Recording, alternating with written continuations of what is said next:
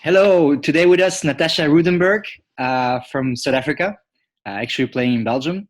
Thanks for joining us and free up some time to talk about your experience abroad. So thanks for that, first of all. Um, maybe Natasha, can you start by introducing yourself? Yes, sure. Firstly, thank you for having me. And secondly, you can just call me Tash. I go about that name from all my friends.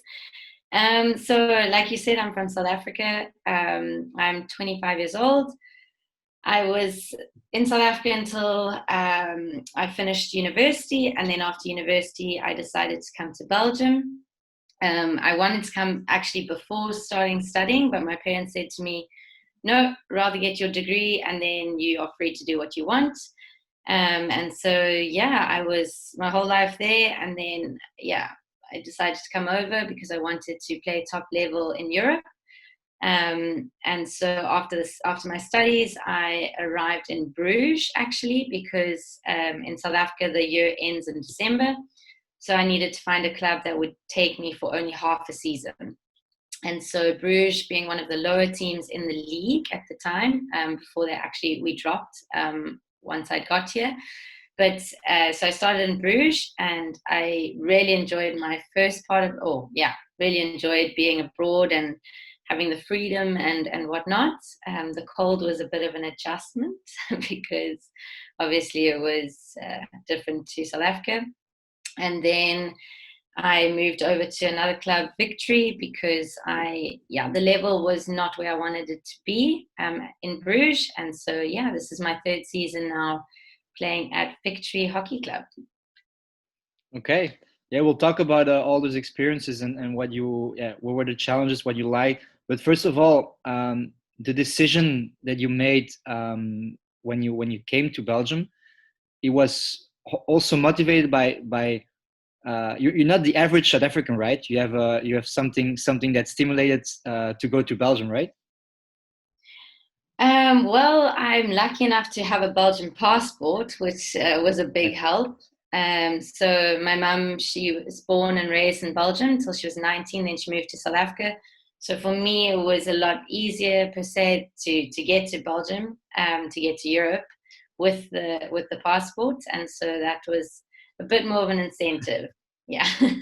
Exactly. Yeah. And was your mother a big influence in that decision? Was she trying to guide you into playing in Belgium, or not that much? No, not actually. So the idea really sparked. We came on a trip to visit her mother, so my grandma, when I was 18, and we started looking at clubs in and around Belgium. And then, yeah, I knew I wanted to play overseas. And then when we arrived in Belgium, I saw the facilities. I knew I had to be here, and so I said to my parents, I really want to come as soon as possible. And then, like I said, my parents said, whoa, let's just make sure you get a degree first, and then you're free to go. But in terms, I think my mum is quite surprised that I ended back in Belgium because she left, not because she enjoyed it, but it was for her the cold and all of that she didn't love. So being in South Africa, obviously with good weather, and so she actually didn't speak to us. She speaks French and Flemish, and she didn't teach us that when we were kids. So I think she was more surprised than anything else that I ended back in Belgium. Okay. But let's dig into the reason why, because you mentioned I knew I wanted to play abroad. It was a decision for me early on. What How come you were so sure to play abroad? What makes you want to go play abroad? I think that's very inspiring for other players back in South Africa. Yeah, so I was playing highest level, university, club level, and provincial level, and in South Africa, and I was borderline on the SA selection, but for me, I thought I was either going to make it the year I was in South Africa, or yeah, whether I'd make it or not after that. It was more of a gamble, and so I wanted to carry on playing hockey full time. And so, of course, in Europe, the structure and the setup is really good, and specifically in Belgium, well, I found that. And there was one of my teammates. She played in Belgium at Dragons, Jade Main. She was a bit older than me, and I asked her about the experience because for me, I didn't want to start working yet and put my hockey on the side. It was more I wanted to keep having my hockey as my focus point. And so she said, if you can have a chance to go, go. And so I started looking into options and started to speak to the players that had gone abroad, and it just seemed like the right thing. Yeah, in terms of what the club sets you up with. For me, it was a no-brainer compared to starting an office job or something. Yeah, and it turned out to be the right thing because you're still here. So that's good. Yeah. Um, yeah, is it correct then to say that it's really also a cultural thing that there is a window of opportunity just after finishing your degree and before starting a professional career? Is it like a cultural habit for South Africans to travel or to look to for a gap activity for a couple of years between studying and working?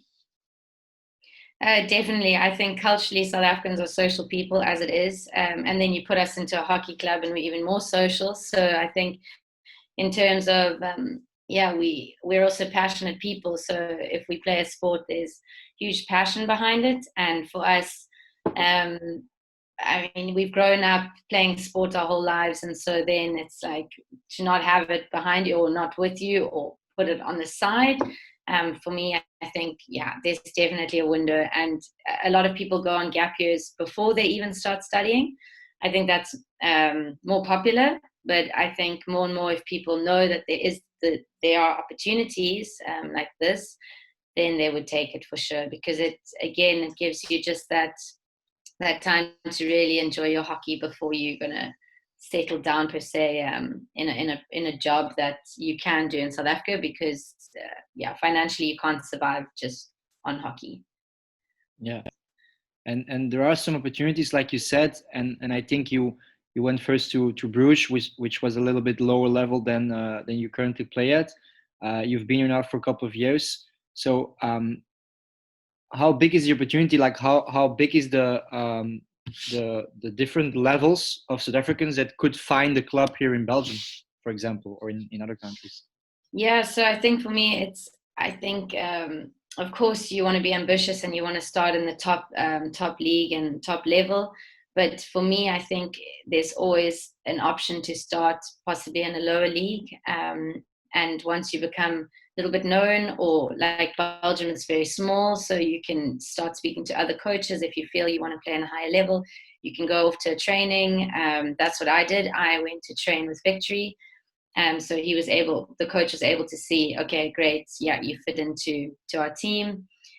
So I also don't think it's a bad thing to start maybe in a lower team or lower level, because of course, if your ambitions then you want it enough, you'll find a way to get to the top, because of course you're not known in that country yet. So especially for someone like me who wasn't in a national setup or senior national setup.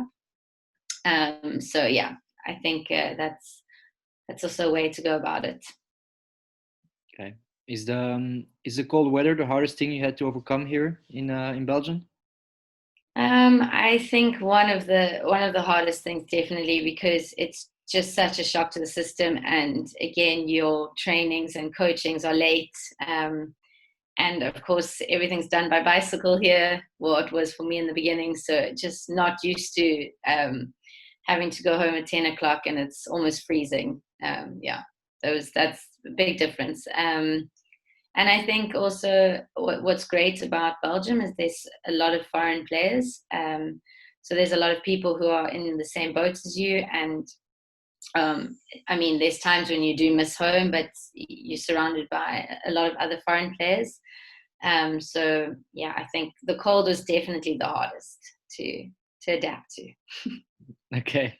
Let's talk about the coaching then, because you mentioned it, and I know, for example, you combine hockey with coaching, but also with the professional activity.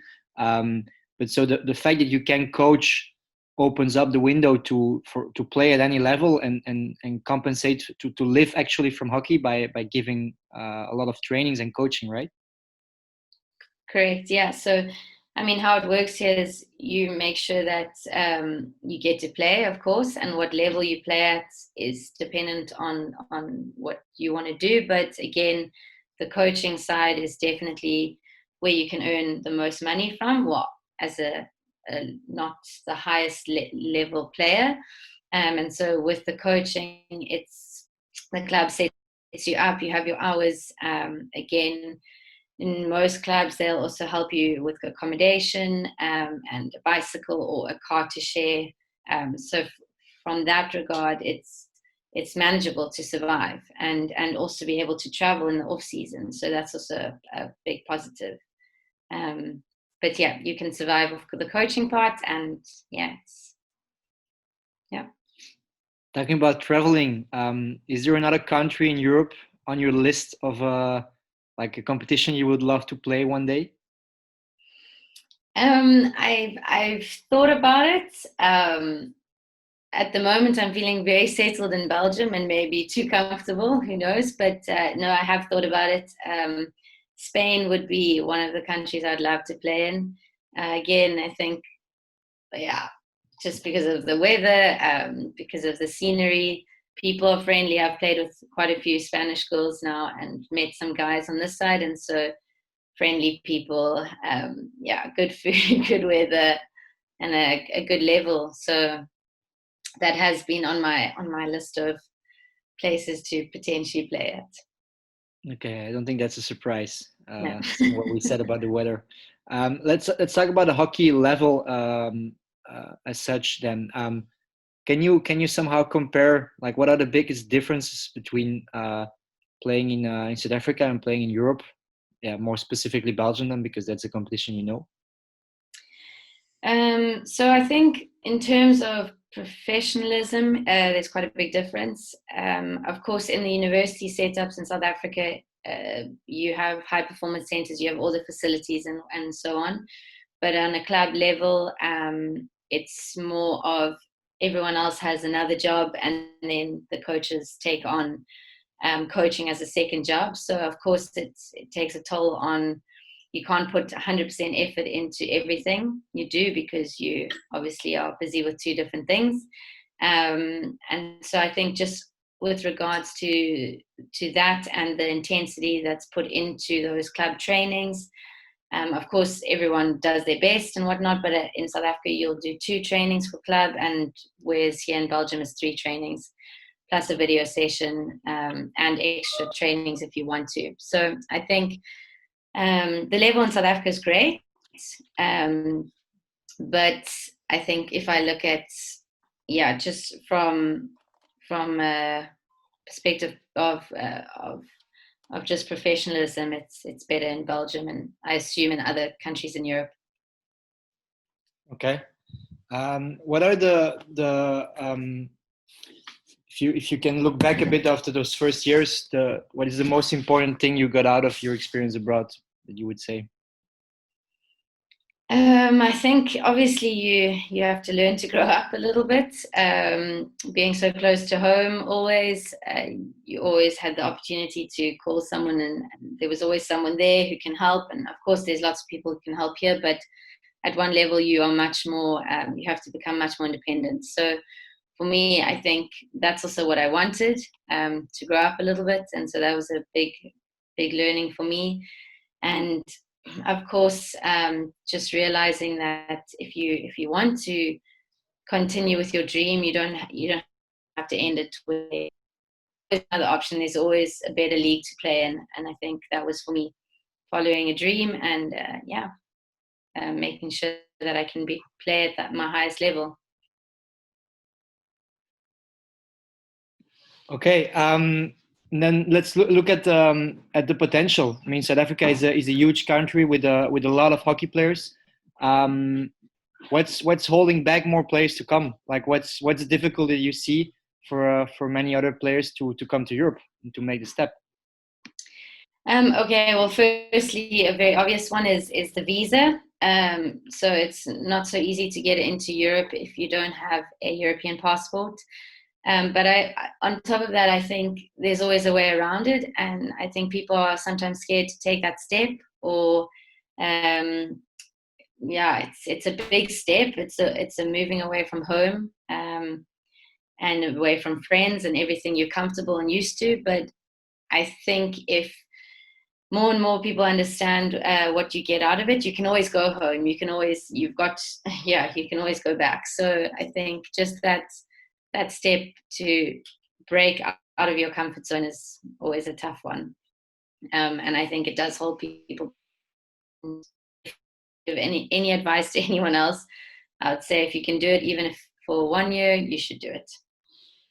Okay. That's typically the advice I hear from a lot of players who did it. Just do it. Um, Maybe there are some other reasons why they don't do it. Is it also a fact of not knowing how to? Is that also part of the problem?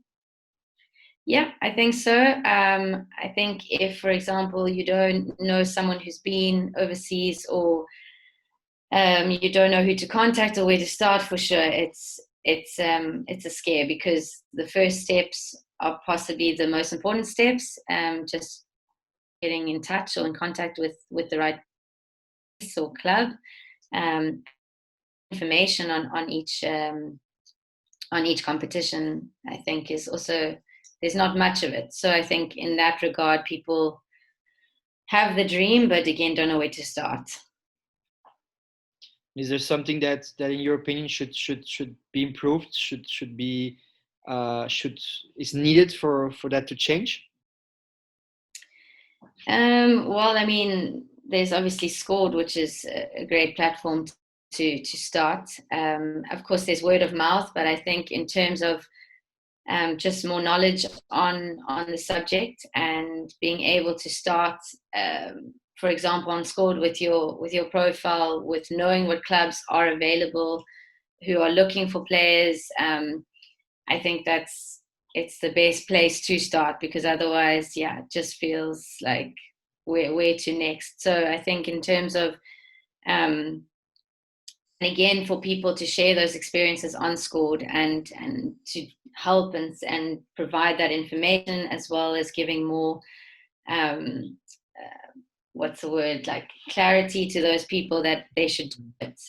So for me, again, giving this information, I hope it will spark something in someone else to create that profile on Scored, to make sure they're on it, and then have that courage to step out and make that first step with those clubs that are looking for players. Yeah, exactly. I think, yeah, and scored is certainly one thing, but besides that, I think it's great to have ambassadors like yourself, telling their stories to really inspire all those people, and showing that it's possible to pursue your dreams, and to just do it like you said it. So thanks a lot, Tash, for sharing this with us. I hope it inspired a lot of people, and yeah, I hope to see you back on the pitch very soon, after this COVID madness. So yeah, thanks a lot, Tash. Thank you, Seb. Bye bye.